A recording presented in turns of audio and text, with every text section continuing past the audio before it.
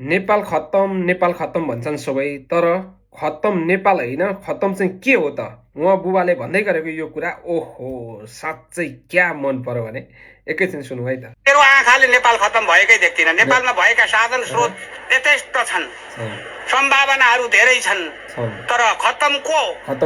समानताको नारा बोकेर कमिसन खाने नेता, व्यापार बढाउन झुट्टो कुरो पत्रिका बनाउने पत्रकार, खल्तीमा सिगरेट बोकेर धूम्रपान निषेधको नारा ठोक्ने बुद्धिजीवी, बिना कामको कमाई खाएर हाँक लडाउने बुर्जुवा, सबै खत्तम।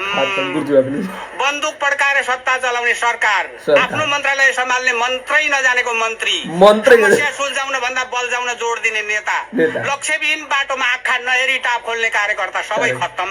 भएको चेतो दुरुपयोग गरेर बनेको गरिब, निर्दोषलाई झुट्टा मुद्दामा फसाउने जाली, पैसाका पक्षमा वकालत गर्ने वकिल, जालीकै पक्षमा फैसला गर्ने न्यायाधीश, सबै खत्तम।